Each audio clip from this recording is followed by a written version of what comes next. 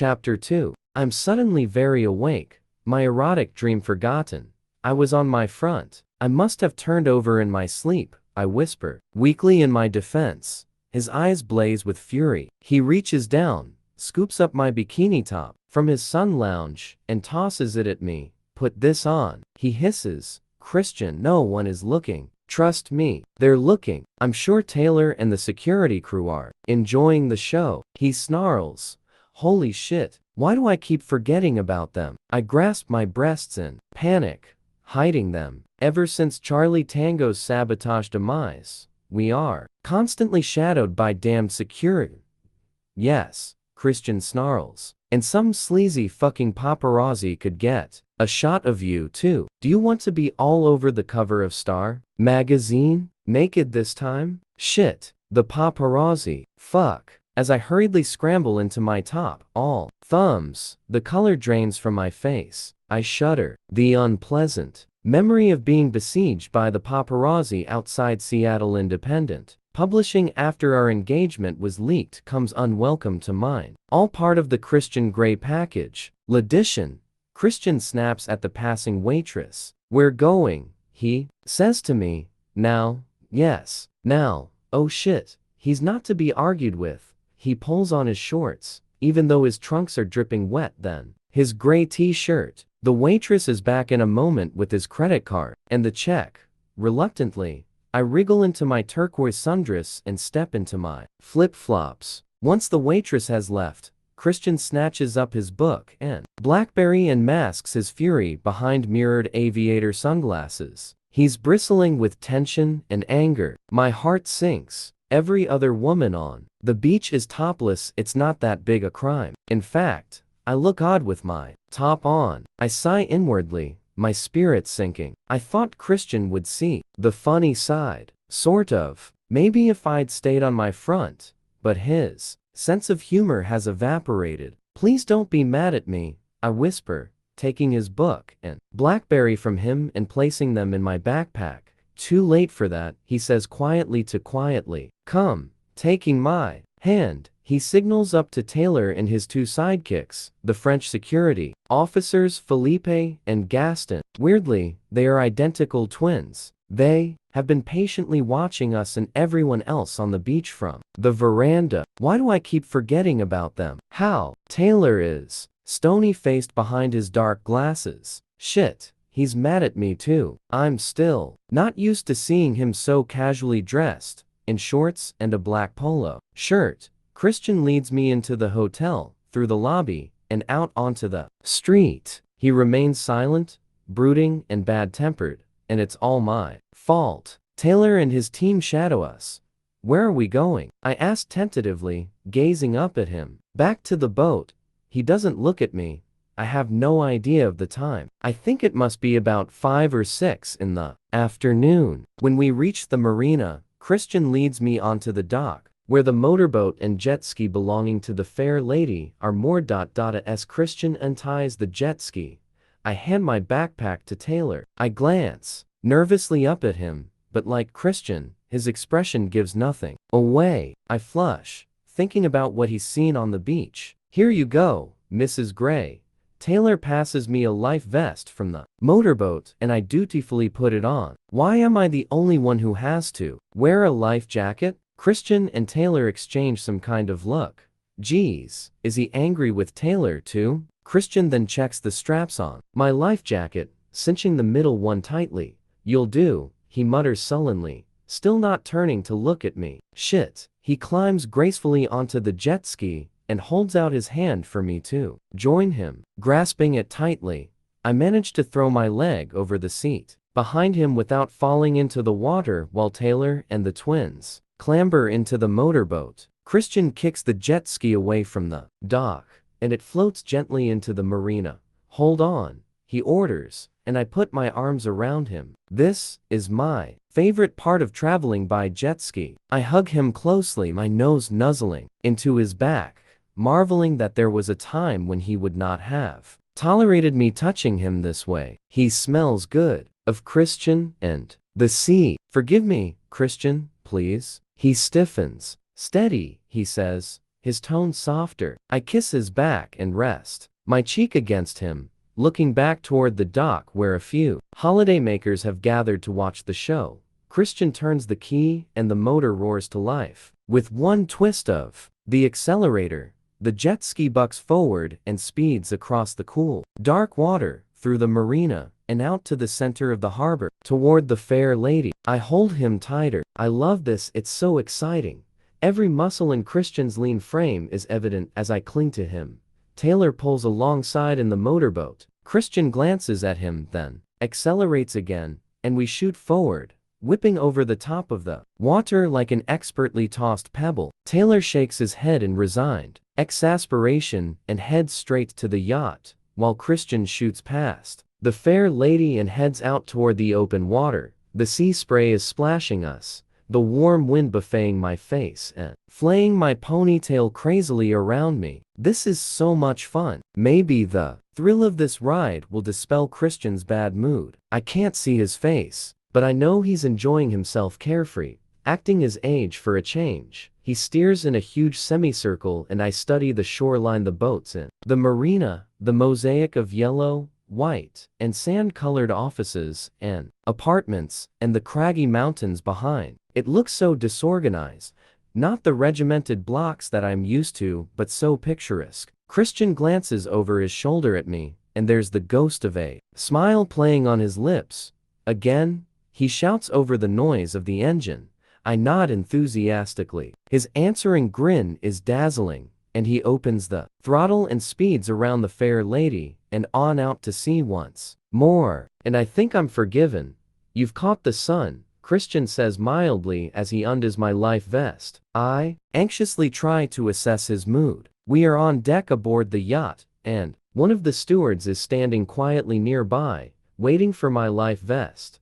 Christian passes it to him. Will that be all, sir? The young man asks. I love his French accent. Christian glances at me, takes off his shades, and slips them into the collar of his t-shirt, letting them hang. Would you like a drink? He asks me. Do I need one? He cocks his head to one side. Why would you say that? His voice is soft. You know why. He frowns as if weighing something in his mind. Oh, what is he thinking? 2 gin and tonics, please. And some nuts and olives, he says to the steward, who nods and quickly vanishes. You think I'm going to punish you? Christian's voice is silky. Do you want to? Yes. I'll think of something. Maybe when you've had your drink. And it's a sensual threat. I swallow, and my inner goddess squints from her sun lounge where she's trying to catch rays with a silver reflector fanned out at her neck. Christian frowns once more. You want to be? How does he know? Depends, I mutter, flushing. On what? He hides his smile. If you want to hurt me or not. His mouth presses into a hard line, humor forgotten. He leans forward and kisses my forehead. Anastasia, you're my wife, not my sub. I don't ever want to hurt you. You should know that by now. Just don't take your clothes off in public. I don't want you naked all over the tabloids. You don't want that. And I'm sure your mom and Ray don't want that either. Oh, Ray. Holy shit. He'd have a coronary. What was I thinking? I mentally castigate myself. The steward appears with our drinks and snacks and places them on the teak table. Sit, Christian commands. I do as he says and settle into a director's chair. Christian takes a seat beside me and passes me a gin and tonic. Cheers, Mrs. Gray. Cheers, Mr. Gray. I take a welcome sip. It's thirst-quenching, cold, and delicious. When I gaze at him, he's watching me carefully, his mood unreadable. It's very frustrating. I don't know if he's still mad at me. I deploy my patented distraction technique. Who owns this boat? I ask. A British knight. Sir somebody or other. His great-grandfather started a grocery store. His daughter's married to one of the crown princes of Europe. Oh, super rich. Christian looks suddenly wary. Yes, like you, murmur. Yes, oh, and like you.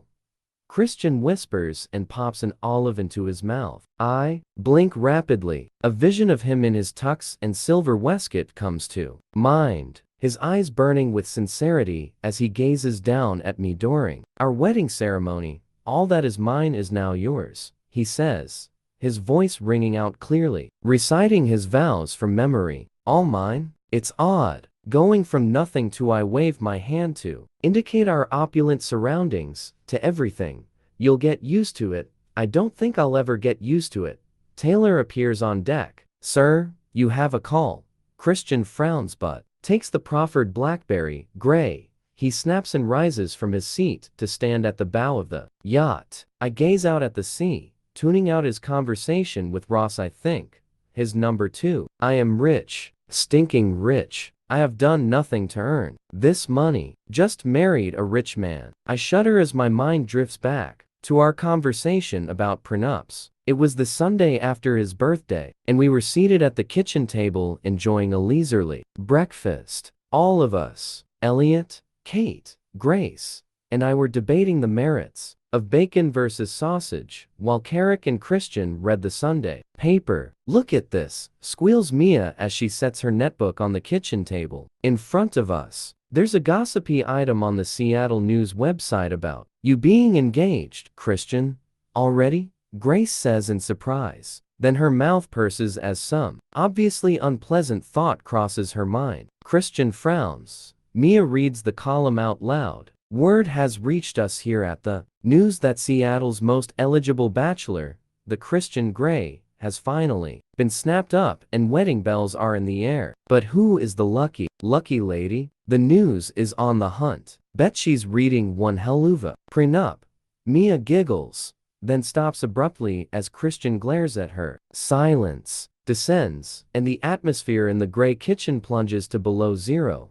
Oh no, a prenup? The thought has never crossed my mind. I swallow, feeling all the blood drain from my face. Please ground, swallow me up. Now. Christian shifts uncomfortably in his chair as I glance apprehensively at him. No, he mouths at me. Christian, Carrick says gently. I'm not discussing this again. He snaps at Carrick, who glances at me nervously and opens his mouth to say something. No prenup. Christian almost shouts at him and broodingly goes back to reading his paper, ignoring everyone else at the table. They look alternately at me and then him, then anywhere but at the two of us. Christian, I murmur. I'll sign anything you and Mr. Gray want. Geez, it wouldn't be the first time he's made me sign something. Christian looks up and glares at me. No, he snaps. I blanch once more. It's to protect you, Christian. Anna, think you should discuss this in private, Grace admonishes us. She glares at Carrick and Mia. Oh dear, looks like they single quotes Ray. In trouble too. Anna, this is not about you, Carrick murmurs reassuringly. And, please call me Carrick. Christian narrows cold eyes at his father and my heart sinks. Hell, he's really mad. Everyone erupts into animated conversation, and Mia and Kate leap up to clear the table. I definitely prefer sausage, exclaims Elliot. I stare down at my knotted fingers. Crap. I hope Mr. and Mrs. Gray don't think I'm some kind of gold digger. Christian reaches over and grasps both my hands gently in one of his. Stop it. How does he know what I'm thinking? Ignore my dad, Christian says so only I can hear him. He's really pissed about Elena. That stuff was all aimed at me. I wish my mom had kept her mouth shut. I stare down at my knotted fingers. Crap. I hope Mr. and Mrs. Gray don't think I'm some kind of gold digger. Christian reaches over and grasps both my hands gently in one of his. Stop it. How does he know what I'm thinking? Ignore my dad, Christian says so only I can hear him. He's really pissed about Elena. That stuff was all aimed at me. I wish my mom had kept her mouth shut. I know Christian is still smarting from his talk with Carrick about Elena last night. He has a point, Christian. You're very wealthy, and I'm bringing nothing to our marriage but my student loans.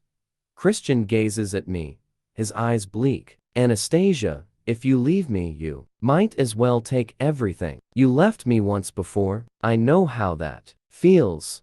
Holy fuck. That was different, I whisper, moved by his intensity. But you might want to leave me. The thought makes me sick. He snorts and shakes his head with mock disgust. Christian, you know I might do something exceptionally stupid and I glance down at my knotted hands. pain lancing through me, and I'm unable to finish my sentence. Losing Christian. Fuck. Stop. Stop now. This subject is closed, Anna. We're not discussing it anymore. No prenup. Not now, not ever. He gives me a pointed give I tup now look, which silences me. Then he turns to Grace. Mom, he says, can we have the wedding here? And he's not mentioned it again. In fact, at every opportunity he's tried to reassure me about his wealth, that it's mine too. I shudder as I recall the crazy shopping fest Christian demanded I go on with Caroline, actin' the personal shopper from Neiman Marcus in preparation for this honeymoon. My bikini alone cost $540. I mean, it's nice, but really, that's a ridiculous amount of money for 4 triangular scraps of material. You will get used to it. Christian interrupts my reverie as he resumes his place at the table. Used to it? The money, he says, rolling his eyes. Oh, 50, made with time. I push the small dish of salted almonds and cashews toward him. You're nuts, sir, I say with as straight a face as I can manage, trying to bring some humor to our conversation after my dark thoughts and my bikini top fox paws. He smirks. I'm nuts about you. He takes an almond, his eyes sparkling with wicked humor as he enjoys my little joke. He licks his lips. Drink up. We're going to bed. What? Drink. He mouths at me, his eyes darkening. Oh my. The look he gives me could be solely responsible for global warming. I pick up my gin and drain the glass, not taking my eyes off him. His mouth drops open, and I glimpse the tip of his tongue between his teeth. He smiles lewdly at me. In one fluid move, he stands and bends over me, resting his hands on the arms of my chair. I'm going to make an example of you. Come, don't pee, he whispers in my ear. I gasp. Don't pee? How rude. My subconscious looks up from her book, The Complete Works of Charles Dickens, Volume 1 with alarm. It's not what you think. Christian smirks, holding his hand out to me. Trust me. He looks so sexy and genial. How can I resist? Okay.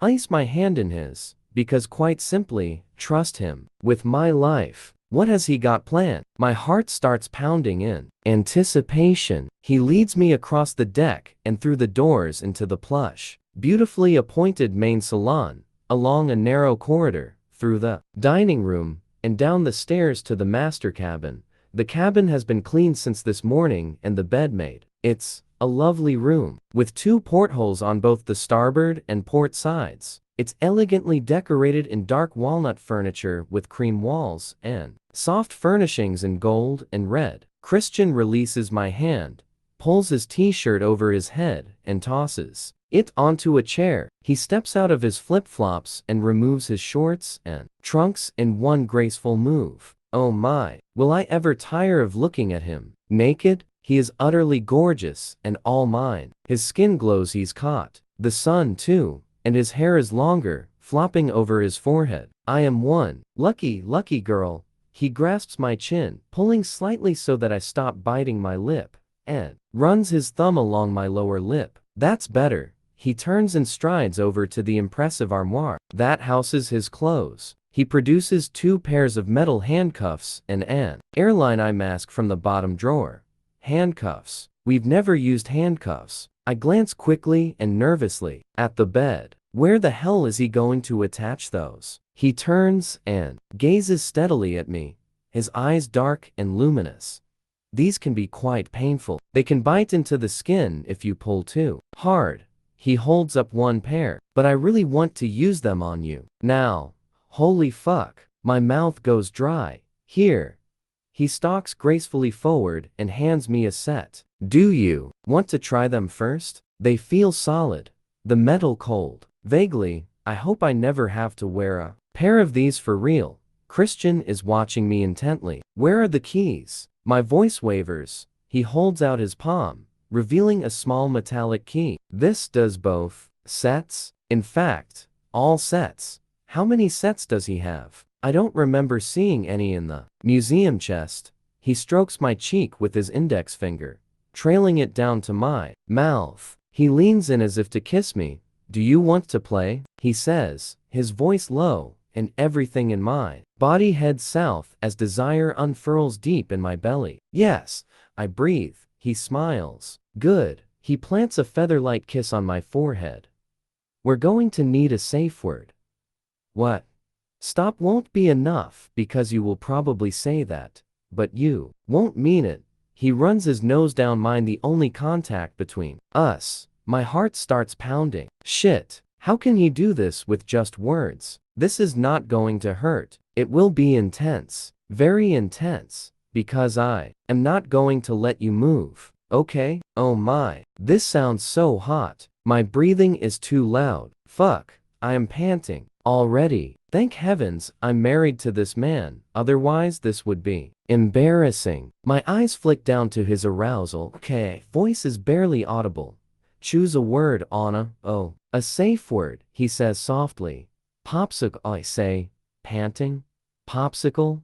He says, amused. Yes. He grins as he leans back to gaze down at me. Interesting choice. Lift up your arms. I do, and Christian grasps the hem of my sundress, lifts it over my head, and tosses it on the floor. He holds out his hand, and I give him back the handcuffs. He places both sets on the bedside table along with the blindfold and yanks the quilt off the bed, letting it fall to the floor. Turn around. I turn, and he undoes my bikini top so that it falls to the floor. Tomorrow, I will staple this to you, he mutters and tugs on my hair tie, freeing my hair. He gathers it into one hand and yanks gently so I step back against him, against his chest, against his erection. I gasp as he pulls my head to one side and kisses my neck.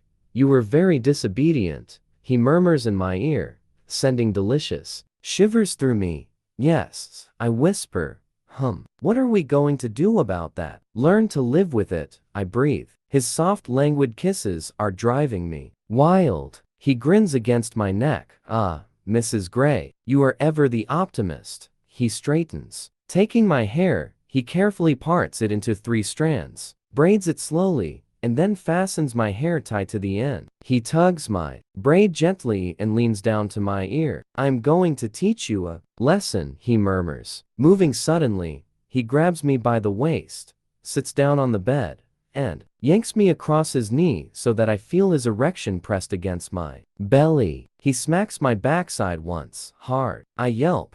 Then I'm on my back on the bed, and he's gazing down at me, his eyes molten gray. I'm going to combust. Do you know how beautiful you are? He trails his fingertips up my thigh so that I tingle everywhere. Without taking his eyes off me, he gets up from the bed and gathers both sets of handcuffs. He grasps my left leg and snaps one cuff around my ankle.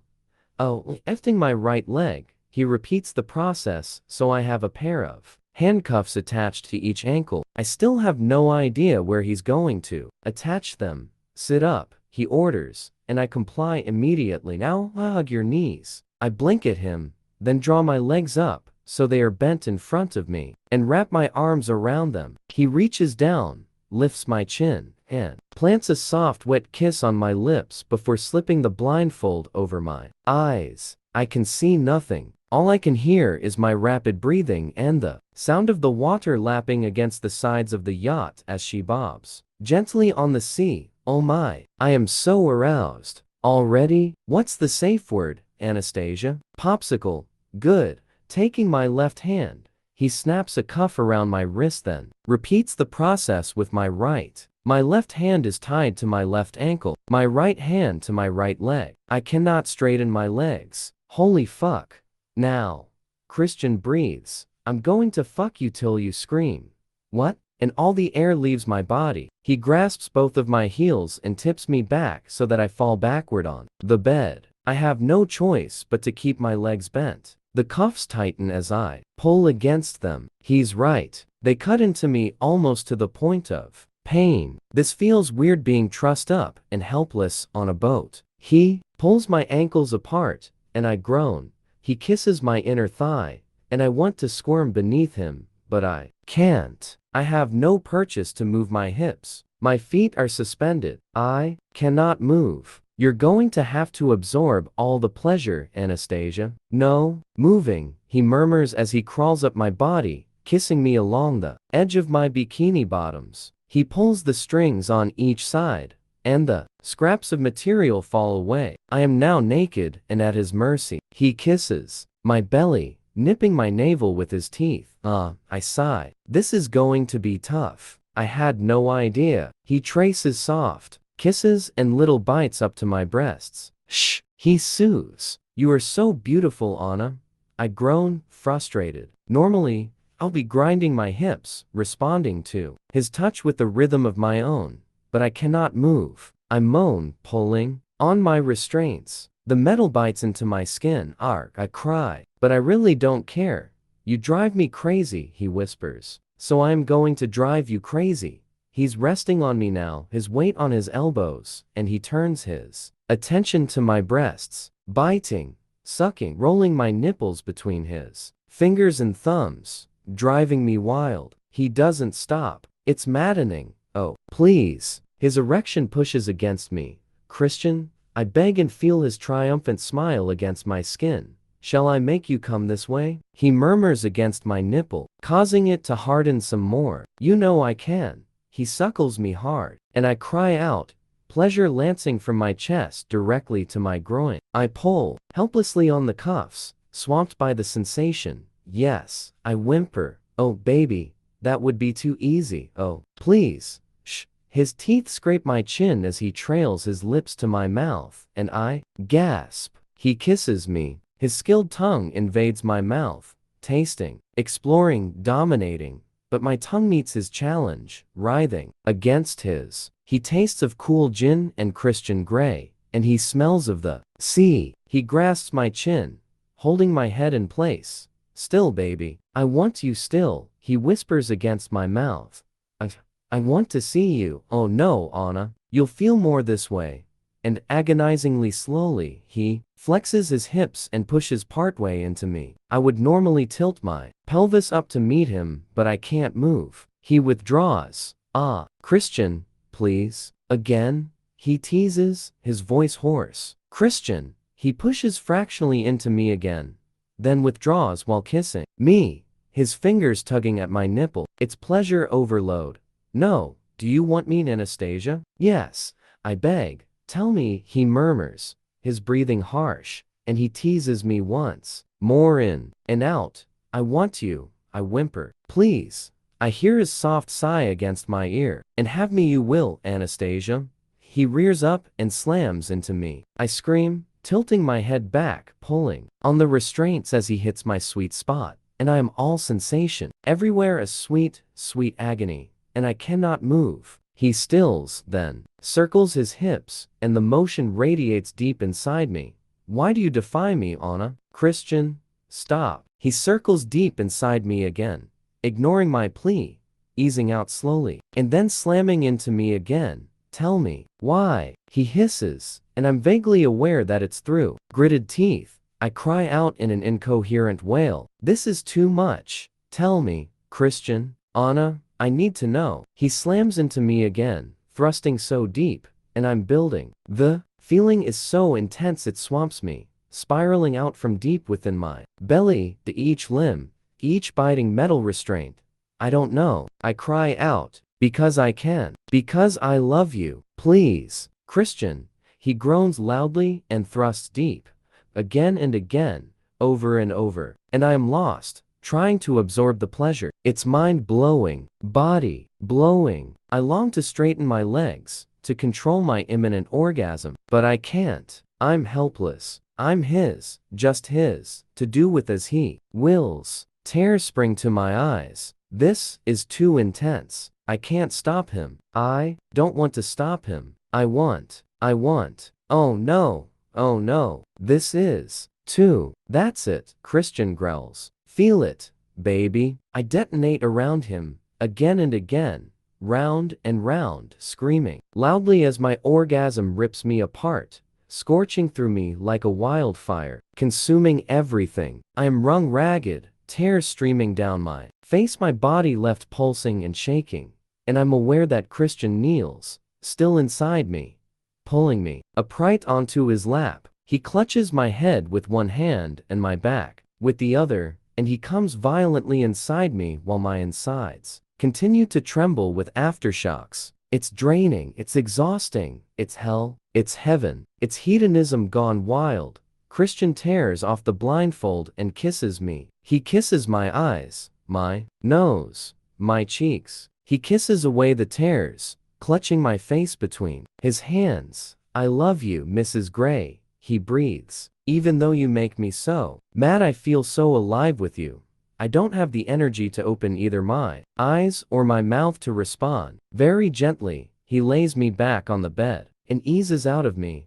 I mouth some wordless protest. He climbs off the bed and undoes the handcuffs. When I'm free, he gently rubs my wrists and ankles, then lies down beside me again, pulling me into his arms. I stretch out my legs. Oh my, that feels good. I feel good. That was, without doubt, the most intense climax I have ever endured.